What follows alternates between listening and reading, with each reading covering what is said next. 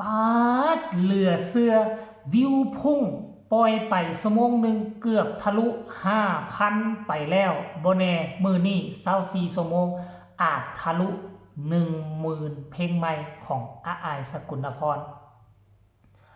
สบายดี FC แฟนคลับทุกท่านก็แล้วกันมาพบมาพ่อกันในคลิปนี้ขอยกย่ายไส้สวยมาจากเรื่องราวของน้องธิดาลาวมาเป็นเรื่องราวของเอื้อยอาอายสกุลพรลูกสาวของพ่อนกพงศกรกะแล้วกันบ่คิดบ่ฝันว่าตามนัดหมายวันที่17ตอน9 โมงท่านผู้ชม9 โมงในที่สุดก็ได้ปล่อยออกมาเป็นที่เงียบห้อยแล้ว FC แฟนคลับผู้ที่ตั้งตาชมตั้งตารอคอยเบิ่งผลงานสร้างสรรค์เพลงใหม่ของอาอายสกุลพรบ่ผิดหวังอีหลีขนาดทีเซอร์ที่ปล่อยออกมาได้ 2-3 วันยังกลายเป็นกระแสขนาดนั้นแล้วเพลงเต็มมันจะขนาดใดเพียงแต่คำแรกที่ห้องต้นเพลงขึ้นมาเสียงไพเราะสนอหูเสียงเป็นตาฮักของเด็กน้อย13 ปีมันดังก้องกังวานอยู่ในเบ้าหูของพวกเราจึงเฮ็ดให้เพลงนี้อาจจะกลายเป็นเพลงติดกระแสติดเทรนด์อยู่ตามวงหมอลำอยู่ตามรถแห่อยู่ตามพับตามบาร์อีกเพลงหนึ่งแน่นอนท่านผู้ชมรอท่าเบิ่งโลดว่าในช่วง24 ชั่วโมงนี้มันจะเกิดอีกอย่างขึ้นกับเพลงนี้เพราะว่าตอนมื้อเช้านี่ค่อยไปเปิดเบิ่งนะ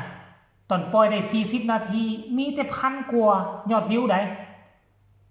แต่ผ่านมา20 นาทีนี่ยอดทะลุจะขึ้นเป็น 5,000 แล้วในตอนวังกี้นี่ค่อยเริ่มเฮ็ดคลิปนะ4,300 เดี๋ยวนี้มาเป็น 4,500 แล้วทุกคนคือมันขึ้นกระโดดขึ้นไวขนาดนี้ได้กระโดดขึ้นไวเพราะว่าอย่างไรตินอกจากจะมี FC แฟนคลับของอาอายแล้วก็จะมี FC แฟนคลับของพ่อจ่า FC ย่านุแล้วก็ FC ของเสียงวิหก FC องค์รวมเขาก็จะมาซูมพละกำลังใส่เพลงของบอสน้อย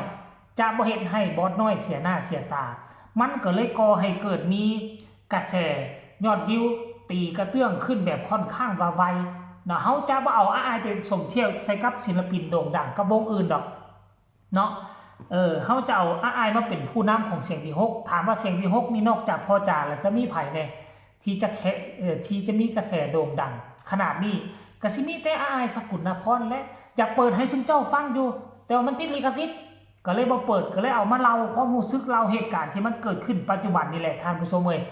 และค่อยก็เชื่อว่าเบื้องหลังนี่หลังบ้านนี่น่าจะทะลุ5,000 กว่าขึ้นไปแล้วเฮาเบิ่งอยู่ในช่อง YouTube นี่เฮาเอิ้นว่าหน้าบ้านหน้าบ้านนี่ยอดวิวมันจะน้อยกว่าหลังบ้านผู้ใดเคยเห็น YouTube นี่มันจะฮู้เรื่องนี้ดีหลังบ้านนี่มันจะเหนือกว่าหลังบ้านนี่ค่อยเชื่อว่าทะลุ 5,000 ชั่วโมงหนึ่งประมาณ 5,000 กว่า2 ชั่วโมงกับ10,000ห่วยแสดงว่ามัดมือนี่ค่อยคิดว่ายังบ่ได้กับ 15,000 หรือ 20,000 วิวเนาะถ้าเอามาเทียบใช้มาตรฐานของศิลปินอยู่ในวงเสียงวิหกแล้วก็อ้ายก็ถือว่าดีเลย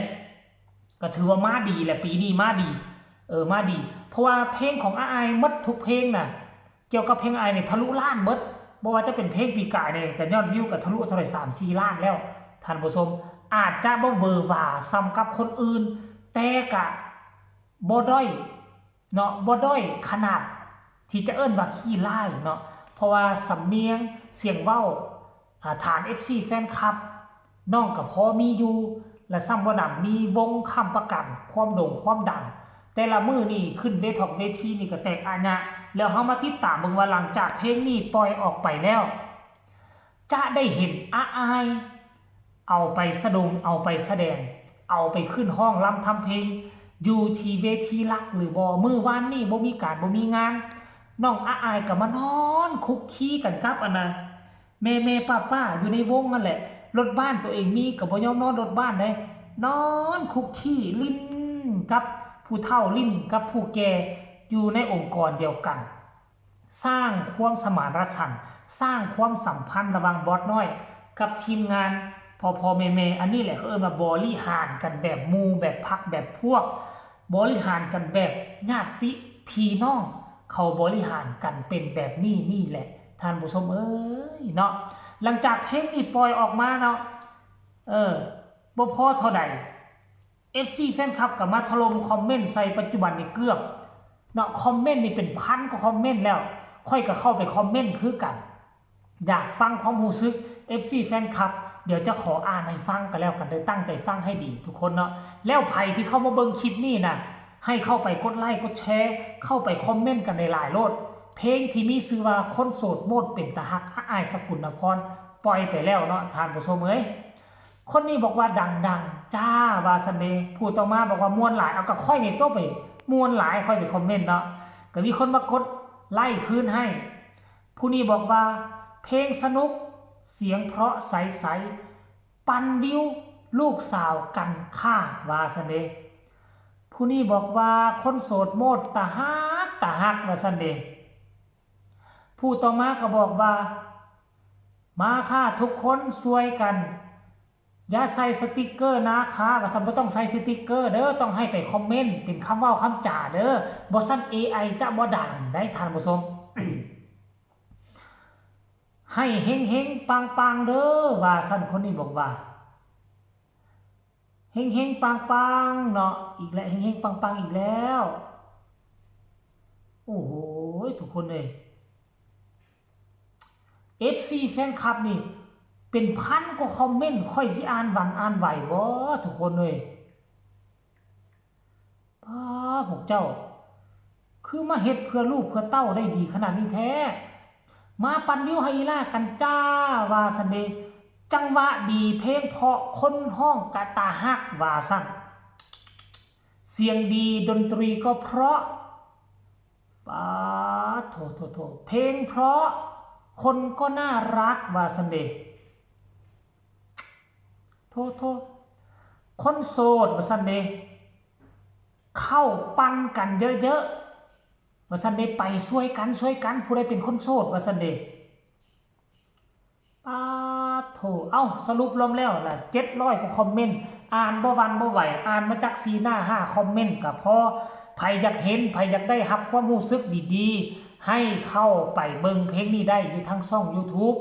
ซอกบ่เห็นก็เขียนว่าอายมันหักขึ้นมาหรือว่าจะเขียนคนโสดโมดเป็นตาฮักแล้วไผอยากไปเบิ่งคำคิดคำเห็นก็เข้าไปได้สนุกสนานทั้งเนื้อเพลงสนุกสนานทั้งคอมเมนต์ที่ FC แฟนคลับเข้าไปถล่มให้กำลังใจอายปัจจุบันนี้ก็น่าจะเข้า2ชั่วโมงแล้วน่าจะเกือบถึง10,000เลยแหละหลังบ้านหน้าบ้านก็5,000กว่าท่านผู้ชมแล้วก็ขอฝากฟังผลงานเพลงใหม่ของอายสกุลนพรลูกสาวของบอสนกพงศกรเอาไว้ซ้ำนี้ก็แล้วกันฝากกดไลค์กดแชร์กดติดตามที่สำคัญจะกดข้ามโฆษณาเข้าไปปั่นวิวกันต่อลาทานผู้ชมไปก่อนสบายดี